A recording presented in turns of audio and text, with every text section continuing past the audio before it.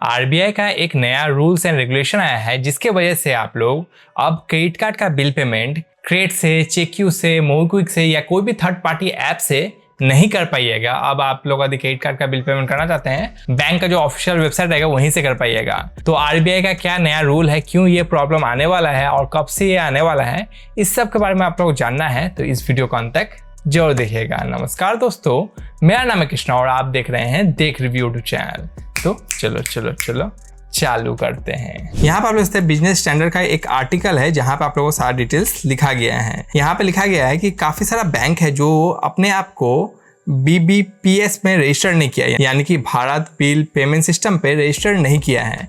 यानी कि credit card का बिल पेमेंट इस सिस्टम के थ्रू होना चाहिए एज पर आरबीआई रूल्स। लेकिन बहुत सारे बैंक हैं, पॉपुलर बैंक जैसे HDFC bank, axis bank, ICICI bank, yes bank और बहुत सारे बैंक हैं जो BBPS को नहीं यूज़ करते हैं।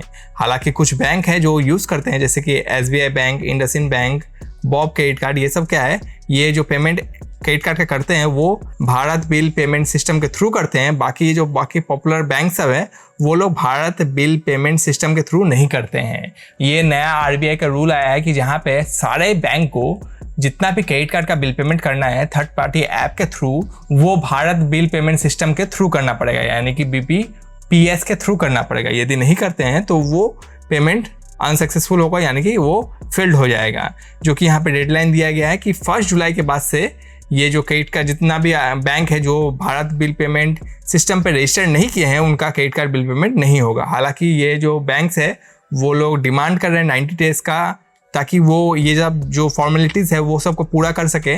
लेकिन फिलहाल के लिए कुछ भी एक्सटेंड नहीं किया गया है आरबीआई की तरफ से। तो अभी के लिए ये समझ करके जो भी bank Bharat bill payment system को यूज़ नहीं कर रहा है उनका क्रेडिट कार्ड का बिल पेमेंट आप लोग क्रेड, चेक्यू, मोबिक्विक या फ़ोनपे के थ्रू आप लोग नहीं कर पाइएगा। यदि आप लोग उनका बिल पेमेंट करना है तो उनका वेबसाइट के थ्रू या नेट बैंकिंग के थ्रू करना पड़ेगा।